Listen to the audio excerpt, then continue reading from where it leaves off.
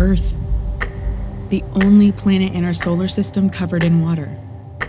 Water was born 4.5 billion years ago, among the cloud of gas and dust that collapsed to form our solar system. Icy particles collided and stuck together, creating pebbles, then boulders, and eventually planets the size of Earth. Volcanic eruptions released this water into the air and, with help from icy comets and asteroids, created a freshwater ocean that turned the planet blue. Falling rain washed salt into the ocean, leaving freshwater mostly trapped in ice caps and glaciers. And as those glaciers receded, humans flooded into river valleys, built civilizations near water, and began to change it on a global scale. We've polluted it with toxins from industry and runoff from agriculture. We've taken more than our fair share by draining aquifers and entire seas. And we've disrupted the rains by dumping CO2 into the atmosphere. We can only live a few days without water, and only by changing our relationship to it can we hope to avoid the coming crisis.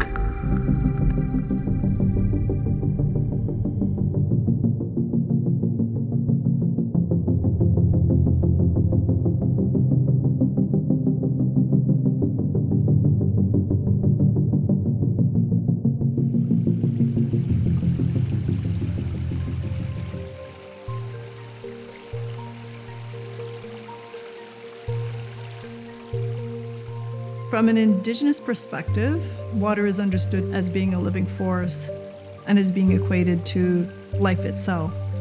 So water isn't thought about as separate from people. It's more understood to be who we are and in relationship to us. Deborah McGregor teaches at York University in Toronto and is Anishinaabe from the White River First Nation. She's devoted her career to researching water, its place in the environment, and environmental justice. I just grew up right there by the water, and you kind of knew it so well. We had to, cut a hole in the ice to get the water. Like, pretty well we had to do this every day. McGregor is an expert on how Canada's original inhabitants managed the land and how their knowledge can help reform a system that treats water like just another commodity. I think even if people don't know very much about water, everyone still has a very intimate relationship with water. Everyone still needs water every day in some form to live. All civilizations have needed access to clean water to survive. And we've always built those civilizations near water and spent centuries building systems to deliver water over hundreds of miles. For billions of years, water has been the lifeblood of the planet as it flowed from the oceans to the air and then down to Earth. But in just the geological blink of an eye, humans are fundamentally and irreversibly disrupting this natural cycle. And one impact is causing the most obvious damage. Climate change exacerbates everything that's happening in relation to water. And we could see this actually playing out in the United States right now. You have one part of the country having major wildfires, and they would desperately like to have water. Meanwhile, opposite end of the country, they're dealing with major flood-like situations involving hurricane. So what you have is some places have way too much water, and other places who would desperately need the water aren't getting it. This increasing imbalance is being felt around the world. In the last 4 decades, drought has devastated more people worldwide than any other natural disaster.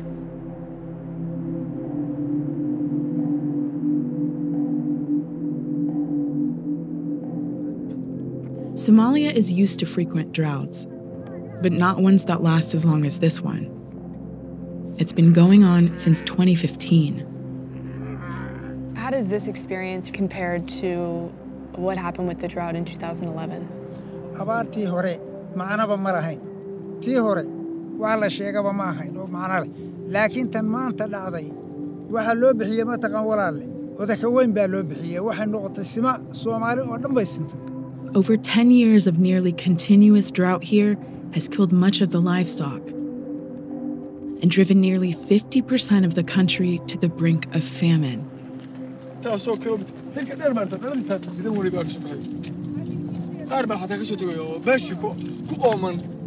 haddayba ku jidhaaba say biyo jilicsan ma haystaan.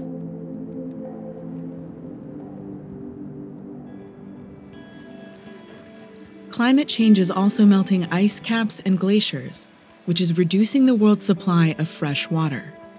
Melting snow and glaciers from the Andes and Himalayas provide water for drinking and for agriculture to 1/5 of humanity.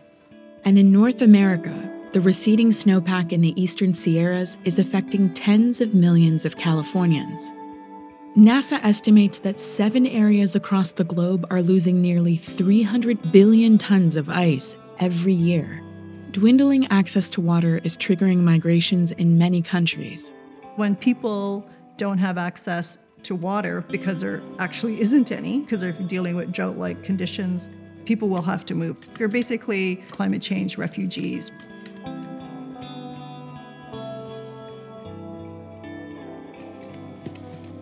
In Central America's Golden Triangle, crop yields are dropping. Audilio Mejia and his family have been farming these lands for decades. Now, he's dealing with crippling droughts year after year. Para nosotros es una amenaza, pues, el clima como ha estado. Cuando más necesitaban agua era cuando no la tuvieron, entonces eso, pues por eso fue que los bajó el rendimiento de esta cosecha. A veces uno cuando mira ejemplos de otros amigos o de otros vecinos, de otras personas que uno conoce, pues a uno le dan ganas de emigrar, pero sí se le hace, a uno de campesinos se le hace difícil, pues peor si no tiene quien lo oriente. But while it's easy to blame climate change for the global water crisis, there's a far more powerful force at work. Farming uses 70% of all available fresh water on the planet, and it's a huge source of greenhouse gas emissions, second only to energy production. Industrial agriculture sucks up huge amounts of water in places like Colorado. It drains rivers and streams to irrigate corn, to feed cattle in massive feedlots. The water use is astounding. It takes 2,500 gallons of water to produce 1 bushel of corn, and each head of cattle eats 50 bushels of corn over its lifetime. That adds up to 125,000 gallons of water for every animal. And because these farms get water for free, the cost to the planet for cheap meat is rapidly disappearing groundwater.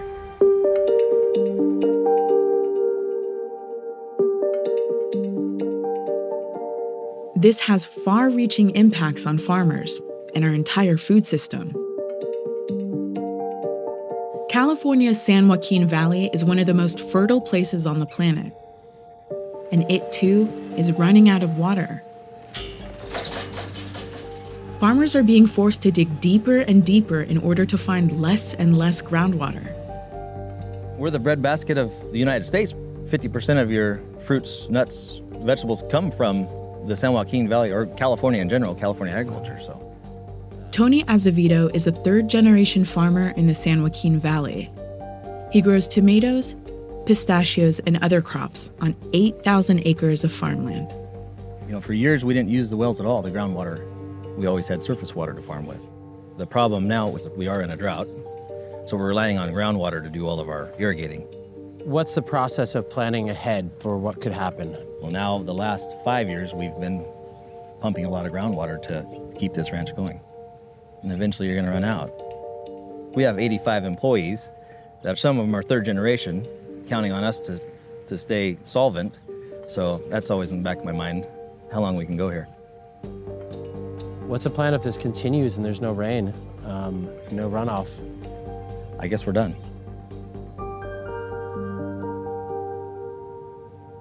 Disappearing groundwater isn't just a problem in the United States.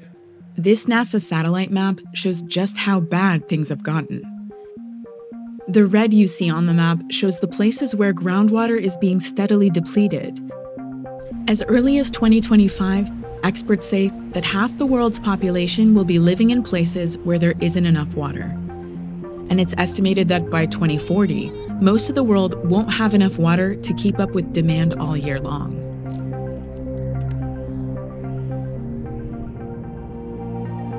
And when wells run dry, existing tensions flare up. In Basra, Iraq, severe water shortages helped spark anti-government protests.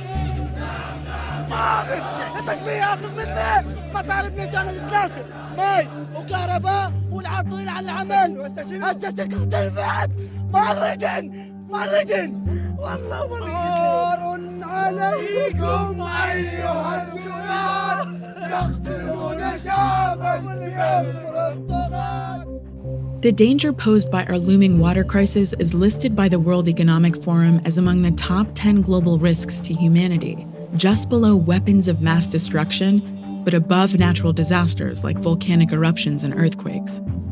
Yet the main cause of the water crisis isn't just climate change. It's rooted in our relationship to water.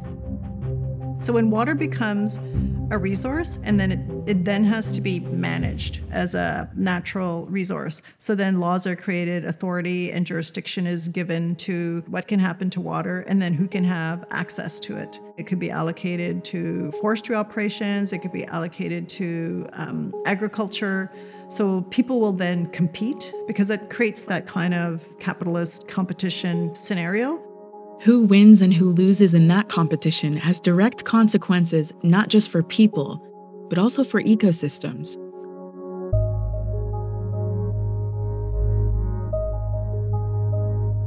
When the state of Georgia allows the city of Atlanta and South Georgia farmers to pull hundreds of millions of gallons of water a day from the Chattahoochee River in the middle of a drought, it actually affects the oysters in Florida. I watch you kind of working at the bottom. Hurting oystermen like Abraham Hartsfield and his son Shannon. We never had sea urchins in our oyster bars before. This fresh water comes, it pushes all these predators away. And right now, the salinity has changed drastically. Less freshwater in Apalachicola Bay means more predators. And that means fewer oysters for the Hartsfields to harvest. Because of decisions being made in Georgia, Shannon Hartsfield says oystering is nothing like it's been in the past. You called and throw them into the bottom of the boat, and it would pile up. So many species are disappearing, and we need them for ecosystem health. And you need to have ecosystem health in order for people to be healthy.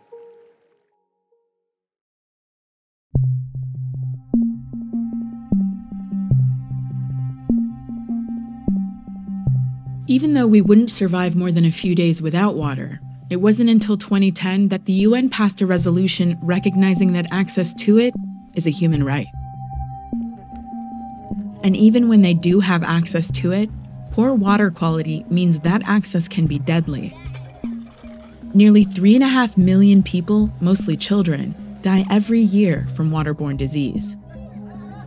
2 billion people don't have access to clean, safe water. In India, the Ganges River is sacred to the nation's 1 billion Hindu. But it's also one of the world's most polluted waterways. The Ganges is the main source of water for more than 500 million people, but it's contaminated with viruses and bacteria that cause life-threatening diseases like cholera, typhoid, and viral diarrhea. Today, Ganga is more polluted than it was 30 years ago. I have seen the situation worsening only. No improvement at all. 1.6 billion gallons of raw sewage and industrial waste pour into the Ganges every day. How much sewage is coming out there right now? 150 million liters per day. Why aren't there processing centers or water treatment facilities or infrastructure basically to... This is the inability and inefficiency of the government. Even though you could be living right beside a river, you can't drink the water there. And that's because of contamination of it through industrial development. So it's an inequitable burden placed on the people downstream who then have to live with the contaminated water. In the city of Kanpur, for example, hundreds of tanneries release toxic chemicals and heavy metals into the water. Those who contribute least to the pollution are the ones who suffer the most. Water's responsibility as an entity or having agency is to support life. And we interfere with that by polluting it, by damming it, stopping it from flowing and doing what it should be doing. So we interfere with water doing its job, basically. And we don't have the right to do that. And every time we do that, that's an injustice.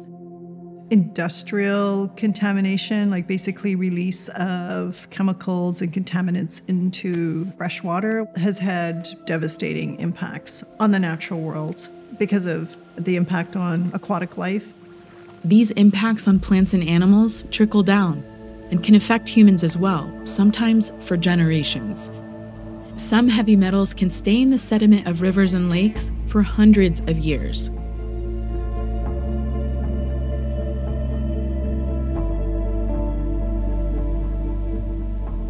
Lake Onondaga in northern New York State was once called the most polluted lake in America.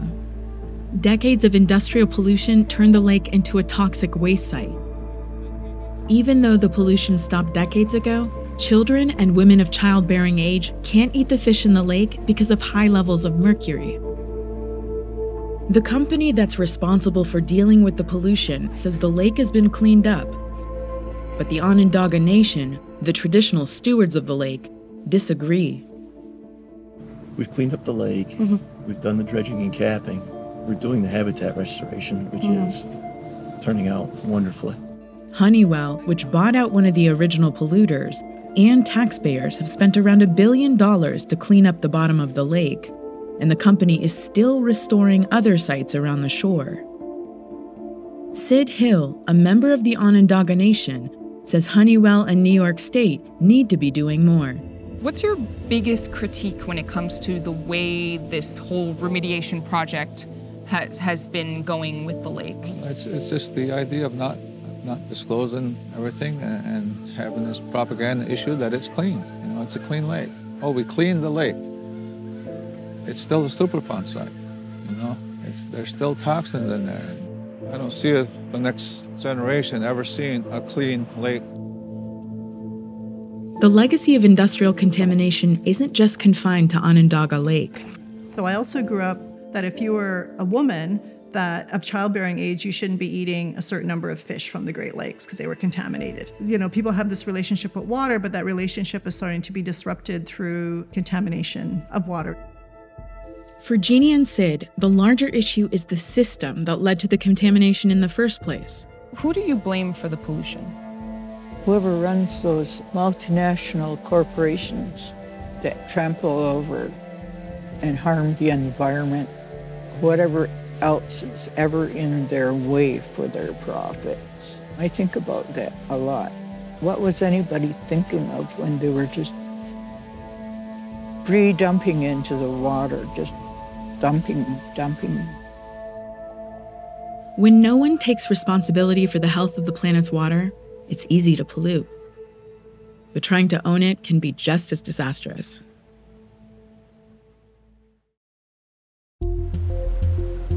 Water is thought of as being a commodity, something to be bought and sold. Water can also be property.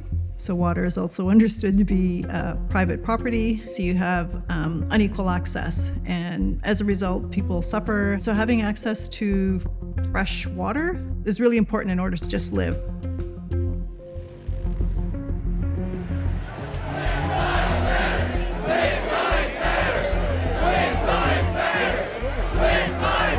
In Flint, Michigan, the government treated water like just another cost to be cut. It switched the city's supply to the Flint River, but failed to prevent lead from leaching into the water. Caitlin Tobin's son drank the water. I barely let him take a bath in the water. I buy bottled water and try washing him down as much as I can, and then he was getting bumps all over. They said because of the lead in his blood, he couldn't get rid of it. They knew a long time ago that they were poisoning people from it. They could care less. So. Lead is toxic in even the smallest amounts and can cause irreversible brain damage and even death in children. And parents here worry about their kids' future.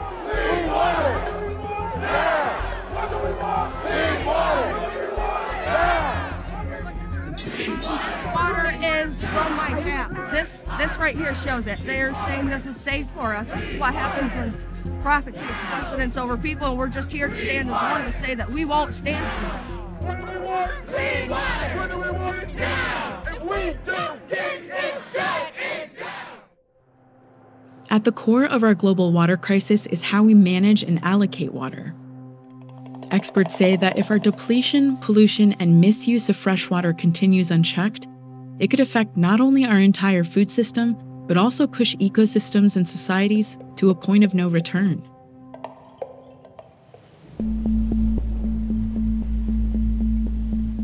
Experts say one solution to the looming water crisis is a radical shift in how we choose to see and value water. Not as a resource or a commodity, but rather as a life-sustaining force, essential for human and planetary health, and an entity in its own right. In the Anishinaabe concept, we think about water as being part of 4 elements that make up the planet, and water is always in relation to these other elements. To me, that's one of the primary things that people can learn from Indigenous peoples, is that you need to have this relationship with the natural world. When you're outside or near water, in the presence of water, to me it conveys a sense of respect. It's a sense of awe that despite everything, water is still flowing. Water's still trying to do what it's supposed to be doing despite everything that you throw at it. It's just such an awesome power. In this new era, humans are responsible for the greatest impacts on the planet's water. But McGregor believes we still have the power to change the course we're on. People are the ones who have the power and the will and the intelligence to mess up. Like we're so intelligent that we can be so beautiful and innovative and creative, but we can also be so destructive. So there's that side of us. So we've been destructive collectively as humanity, some way more so than others, and we have to then use our intelligence and our will and our power to solve this huge thing that we've created. So we're the ones who actually have to change.